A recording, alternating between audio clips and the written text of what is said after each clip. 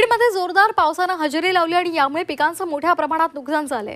अनेक शेतांमध्ये पाणी साचलेलं आहे आणि त्यामुळे शेताला तलावाचं स्वरूप आलेलं आहे। त्यामुळे शेतकऱ्यांच्या चिंतेमध्ये भर पडली आहे। सरकारने पंचनामे करावेत आणि तात्काळ नुकसान भरपाई द्यावी अशी मागणी आता शेतकरी करतायत। दरम्यान याचा आढावा घेतलाय आमचे प्रतिनिधी विष्णू बुर्गे यांनी। पाहूया।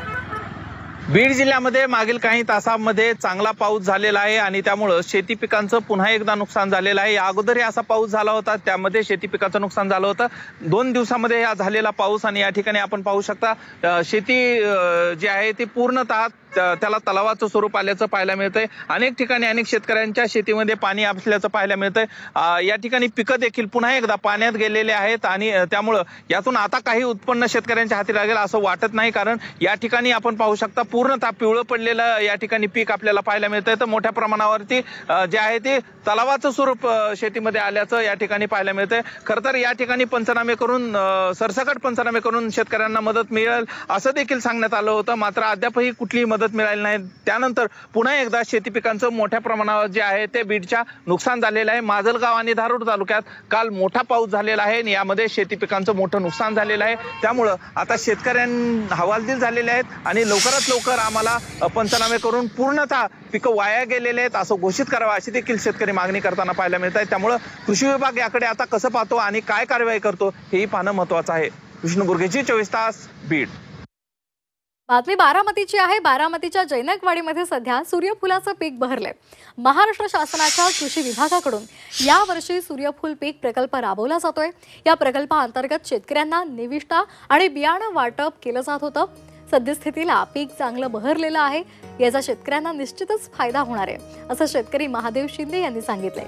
तसंच कृषी विभाग सूर्यफूल मार्गदर्शन सभा आणि शेती शाळांचं आयोजन करून मार्गदर्शन आणि सल्ला देत आहे असंही कृषी पर्यवेक्षक आनंद घोळवे यांनी सांगितलंय। मी टोकन पद्धतीने पेरणी केली आणि सध्या चालू वर्षी पाऊस चांगला असल्यामुळे पीकही अतिशय जोमदार आलेलं आहे आणि त्यापासून मला चांगलं उत्पादन यंदा मिळणार आहे।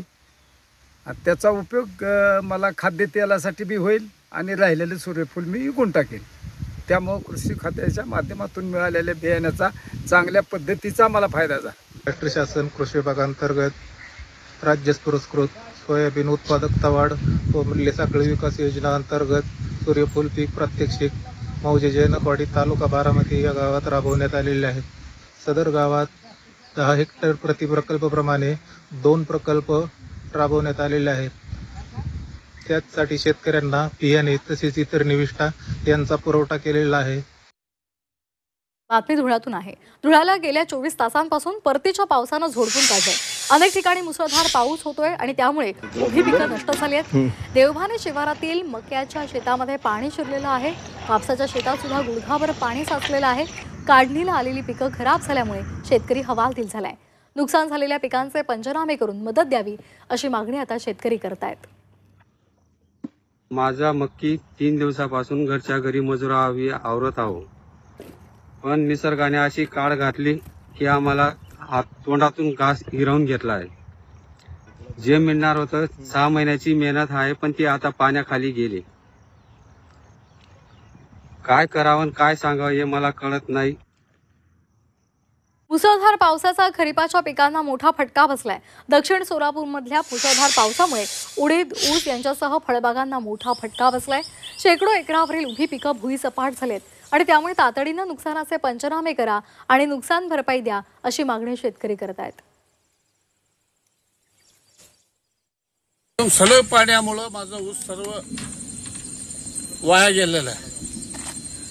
त्यामुळे शासनाला रिक्वेस्ट आहे, जे काही पंचनामा होईल ते आर्थिक मदत शेतकऱ्यांना मिळावं ही माझी विनंती आहे। अगोदर डबल पाईपचं लाईन होतं आणि आता ते जे कोणी कॉन्ट्रॅक्टर ते काम केलेलं आहे ते डबल पाईपचं काढून सिंगल पाईपचं केलेलं आहे आणि ते अगोदरच्या पाईपापेक्षा लहान पाईप घातलेलं आहे। त्यामुळे रोडवरनं पाणी आपल्या शेतात येऊ लागलेलं आहे।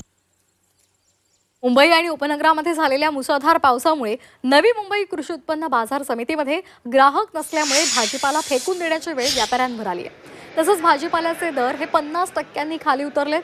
आज मार्केटमध्ये 450 गाड्यांची आवक झाली। तसंच अतिवृष्टीचा इशारा दिल्यामुळे ग्राहकांनी पाठ फिरवल्याचं पाहायला मिळालं।